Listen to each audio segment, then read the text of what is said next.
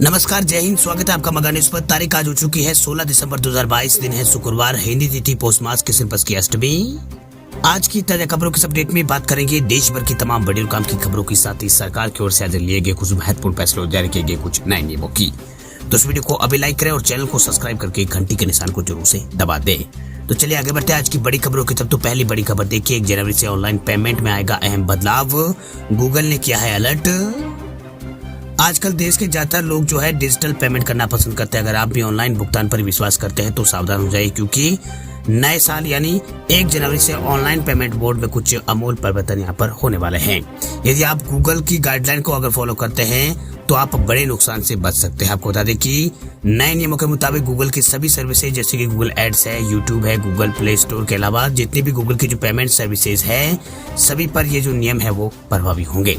वह जानकारी के मुताबिक अगर आप वीजा या फिर मास्टर कार्ड का यूज करते हैं तो आपको 1 जनवरी के बाद नए पेमेंट फॉर्मेट जो है उस फॉर्मेट में कार्ड डिटेल सेव करनी होगी। यही नहीं, इसके लिए मौजूदा कार्ड डिटेल के साथ एक ही यहाँ पर मैनुअल पेमेंट आपको करना होगा। साथ ही अलग अलग पेमेंट करने के बनने पर आपको कई बार यहाँ पर अलग अलग बार जो कार्ड डिटेल है वो बार बार डालनी पड़ सकती है, क्योंकि आपके खाते की सुरक्षा के लिए आरबीआई की गाइडलाइन को आधार बनाकर गूगल कुछ बदलाव कर सकता है। वही मीडिया रिपोर्ट के मुताबिक आरबीआई की तरफ से संवेदनशील जानकारियों को सुरक्षित बनाने के मकसद से कार्ड डिटेल सेव न करने की हिदायत दी गई थी। हालांकि ये निर्देश पिछले साल दिसंबर में भी दिया गया था, लेकिन कई बैंक इसे आज भी यहाँ पर फॉलो नहीं करते। ऐसे में 1 जनवरी 2023 से गूगल ग्राहकों के कार्ड नंबर और एक्सपायरी डेट जैसी कार्ड डिटेल सेव नहीं करेगा। इसके अलावा जब भी ग्राहक कोई पेमेंट करता है तो उसे केवल अपनी सीवीवी नंबर पहले डालना होता था, लेकिन अब पूरी जो 1 जनवरी के बाद कार्ड यहाँ पर जो ग्राहक है उनको मैनुअली ऑनलाइन पेमेंट के लिए कार्ड नंबर के साथ साथ एक्सपायरी डेट को भी याद रखना होगा। यदि ऐसा वो नहीं किया तो उनका जो पेमेंट है वो नहीं हो पाएगा। बात अब करते हैं अगली खबर की। तो राशन कार्ड वालों के लिए काम की खबर देखिए, 1 साल से नहीं लिया राशन तो निरस्त हो जाएगा राशन कार्ड, सरकार ने दिए हैं निर्देश। देश की राजधानी दिल्ली में राशन कार्ड को लेकर सरकार की ओर से निर्देश जारी किया गया है। लंबे समय से राशन नहीं लेने वाले लोगों का राशन का जो लाभ है उनको नहीं दिया जाएगा। दरअसल खाद्य विभाग ने अपने सभी जिला सरकार अधिकारियों को कहा है कि घर घर जाकर सत्यापन किया जाए और फिर सरकार को रिपोर्ट भेजे। इसके बाद उन लोगों का राशन कार्ड जो है निरस्त हो जाएगा जो लंबे समय से राशन नहीं ले रहे हैं। वही लंबे समय से राशन नहीं लेने वाले लोगों का राशन कार्ड हटाने को लेकर सरकार की ओर से यहाँ पर जो नियम है वो बनाया गया है। सरकार का मकसद उन लोगों को राशन का लाभ देना है जो पात्र है, उनको राशन कार्ड, जिनका राशन कार्ड नहीं बना है उन लोगों को यहाँ पर सेवाएं देने का है। वह आधिकारिक सूत्रों के माने तो 2 लाख से भी अधिक लोग ऐसे हैं दिल्ली में जो राशन का लाभ नहीं ले रहे हैं और जो यहाँ पर साल में एक आध बार यहाँ पर लिया है या दोबारा वो यहाँ पर लेने नहीं आए हैं। इस तरह का लोगों के लिए यहाँ पर जो राशन कार्ड जो है उन लोगों का राशन कार्ड जो है वो निरस्त किया जाएगा। चलिए बात करते हैं अगली खबर की। तो राजस्थान में अब बेटी की शादी नहीं बनेगी बोझ, सरकार ने कन्यादान योजना की है शुरुआत। राजस्थान की अशोक गहलोत सरकार ने प्रदेश की बेटियों के लिए मुख्यमंत्री कन्यादान योजना की शुरुआत की है। इस योजना के तहत बेटियों को विवाह के लिए आर्थिक सहायता प्रदान करने की बात कही गई है। यानी इस योजना के तहत योजना के माध्यम से बेटियों को विवाह के लिए आर्थिक सहायता प्रदान की जाएगी, जिससे बेटियों के विवाह में अड़चन न आए। इसके लिए सरकार की ओर से जो है 41,000 रुपए की सहायता देने की बात यहाँ पर कही गई है।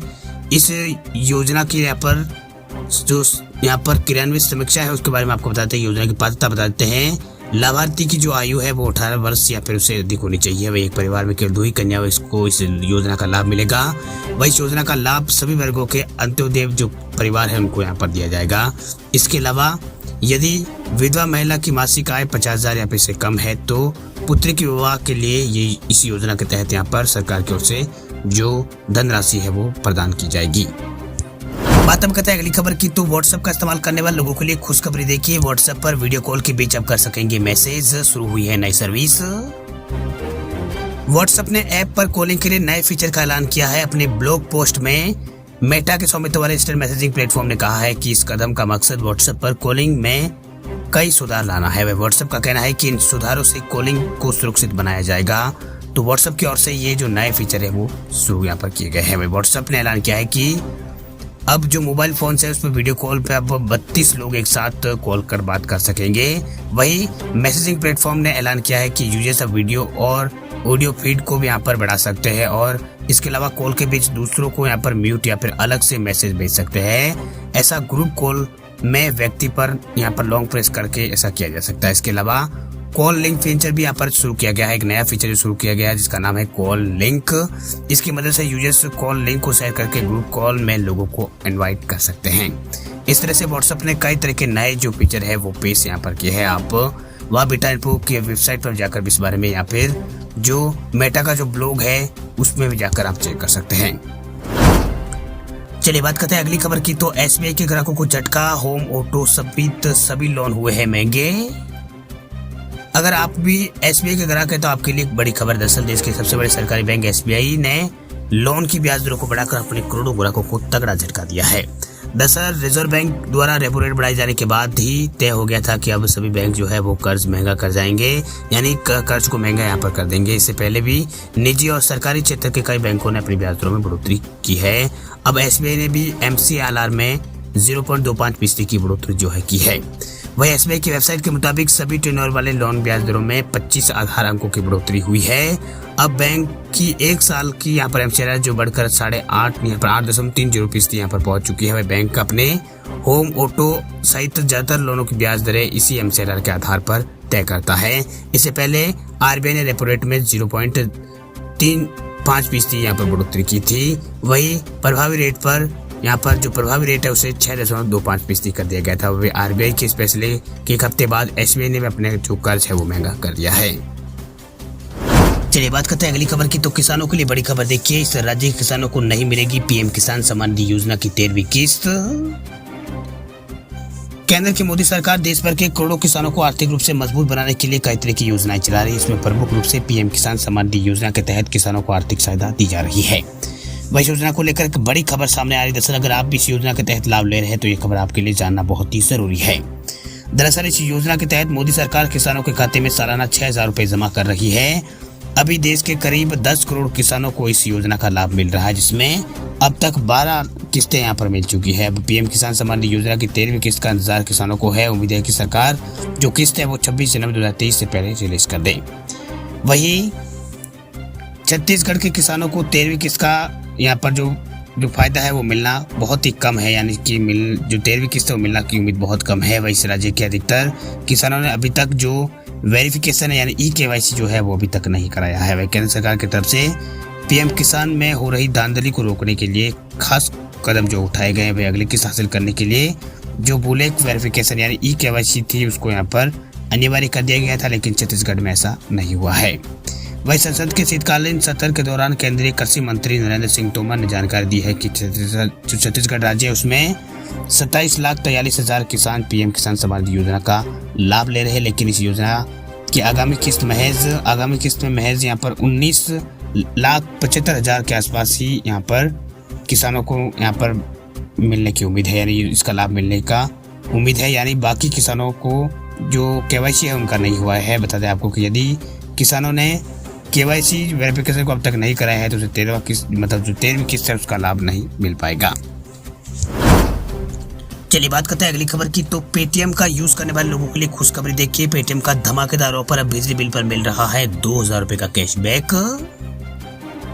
महंगे बिजली बिल से परेशान लोगों के लिए पेटीएम ने बड़ी राहत दी है। दरअसल पेटीएम ने बिजली बिल पर 100% कैशबैक ऑफर पेश किया है, यानी आप घर बैठे फ्री बिजली का लाभ उठा सकते हैं। पेटीएम ने अपने यूजर्स के लिए बिजली डेज की शुरुआत की है, जिसमें आपको बिजली बिल भुगतान करने पर 100% का जो कैशबैक है वो मिल रहा है। कैशबैक के अलावा कंपनी रिवॉर्ड पॉइंट्स और डिस्काउंट्स और वाउचर भी ऑफर कर रही है। दरअसल पेटीएम बिजली डे के तहत कंपनी अपने यूजर्स को हर महीने 10 से 15 तारीख के बीच बिजली बिल के भुगतान पर एक से बढ़कर एक ऑफर दे रही है। अगर आप भी इस टाइमलाइन के बीच पेटीएम से अपने बिजली का अगर भुगतान या फिर बिल का भुगतान आप करते हैं तो आपको 100% तक का कैशबैक मिल सकता है। वही इस ऑफर के तहत हर दिन कम से कम 50 यूजर्स को 100% या फिर 2,000 रुपए का जो कैशबैक है वो मिलेगा। वही कैशबैक के अलावा यूजर्स को शॉपिंग वाउचर्स और इसके अलावा जो दूसरे जो डिस्काउंट्स हैं वो भी मिल रहे हैं। वही पेटीएम लंबे वक्त से अपने यूजर्स के लिए इस तरह का जो कैशबैक ऑफर है वो चला रहा है। वही इस ऑफर का लाभ कैसे उठाए तो आपको बता दें कि पेटीएम के इस बिजली डे ऑफर का फायदा उठाने के लिए आपको यहाँ पर जो आप बिजली बिल का जो पेमेंट करते हैं उसमें आपको एक प्रोमो कोड है वो आपको डालना होगा। उसमें आपको आप जो भी यहाँ पर बिजली बिल आप पे करते हैं उस समय आपको यहाँ पर इलेक्शन न्यू 200 यहाँ पर कूपन कोड आपको अप्लाई करना होगा, यानी LECNEW200 जो है, ये जो प्रोमो कोड है वो यूज़ करना होगा। इस कूपन को अप्लाई करते ही आपको 200 रुपये का कैशबैक मिल जाएगा। इस ऑफर का लाभ पाने के लिए आपको कुछ स्टेप्स फॉलो करने होंगे। चलिए बात करते हैं अगली खबर की। तो ITR भरने वाले लोगों के लिए बड़ी खबर देखिए, TDS क्लेम के लिए पैन कार्ड अब जरूरी नहीं। इनकम टैक्स विभाग ने इन टैक्स पेयर्स को दी है बड़ी छूट। इनकम टैक्स विभाग ने पैन कार्ड नहीं रखने वाले प्रवासी यानी नॉन रेजिडेंट टैक्स पेयर्स को 31 मार्च 2023 तक मैनुअल फॉर्म 10F भरने की इजाजत यहाँ पर दे दी है। वहीं से नॉन रेजिडेंट के लिए TDS में छूट के लिए जरूरी पेपर वर्क का बोझ कम हो जाएगा। वही केंद्रीय प्रत्यक्ष कर बोर्ड यानी CBDT ने जुलाई में प्रवासी टैक्स पेयर्स के लिए TDS के दावों को फायदा उठाने के लिए 10F फॉर्म को इलेक्ट्रॉनिक यहाँ पर भरने का यहाँ पर अनिवार्य कर दिया गया था।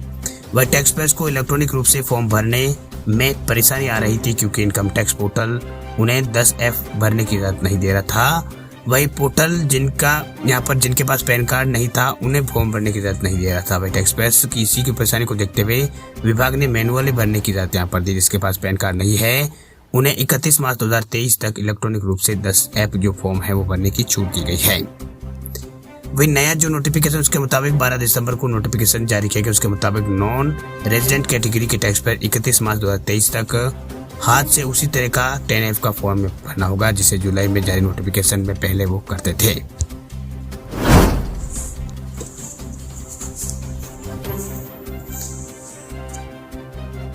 बात अब करते हैं अगली खबर की। तो PM आवास योजना को लेकर बड़ी खबर देखिए, अब गरीबों के घर का सपना होगा पूरा। स्कीम के तहत मिलेंगे 2 लाख पक्के घर। देश में ऐसे गरीब लोगों के लिए खुशखबरी है जिनके पास अपना मकान नहीं है, क्योंकि PM जो गरीब आवास योजना है इसके तहत तो उनका घर का सपना जो है वो साकार होने वाला। दरअसल काफी यहाँ पर पहले ये योजना यहाँ पर चल रही है, लेकिन जानकारी के अभाव में आज भी लाखों लोग जो है इसका फायदा नहीं ले पा रहे। आपको बता दें केंद्र सरकार बिल्डर्स की सहायता से देश के कई शहरों में पक्के घरों का निर्माण कराने जा रही है ताकि गरीबों के घर का सपना पूरा हो सके। वही योजना में आवेदन के लिए PM आवास योजना के ऑनलाइन फॉर्म की साइट पर जाकर आप इस बारे में अधिक जानकारी देख सकते हैं। आपको बता दें कि PM आवास योजना के तहत मिलने वाले घरों में बिजली पानी कनेक्शन और यहाँ पर बिजली और पानी कनेक्शन बिल्कुल फ्री दिए जाएंगे। यही नहीं, दिव्यांग और अल्पसंख्यक लोग हैं उन्हें योजना का लाभ लेने में जो प्राथमिकता है वो दी जाएगी। इसके अलावा PM आवास योजना में आवेदन करने के लिए ऑनलाइन व ऑफलाइन दोनों तरह की सुविधाएं उपलब्ध है। वही सभी आवेदनों से संबंधित विभाग द्वारा जांच के बाद प्रमाणित किया जाता है। इसके बाद लाभार्थियों की सूची इंटरनेट पर डाली जाती है। वह तैयार हुए घरों की चाबी जो है वो घर के जो महिला है उनको यहाँ पर ही सौंप दी जाती है। वही इस योजना की शर्तें और नियम क्या है तो बताया आपको कि PM आवास योजना का लाभ लेने के लिए आवेदक को भारत का स्थायी नागरिक होना जरूरी है। इसके अलावा आवेदक की सालाना आय 3 लाख रुपए से ज्यादा नहीं होनी चाहिए। साथ ही सबसे जरूरी बात, परिवार का कोई एक सदस्य इस योजना का लाभ ले सकता है। वही यदि किसी के पास कार या फिर अन्य 4 पहिया वाहन है तो उस योजना का लाभ उन्हें नहीं मिलेगा। वही परिवार का कोई सदस्य इनकम टैक्स रिटर्न फाइल ना करता हो तभी इस योजना का फायदा मिल सकता है।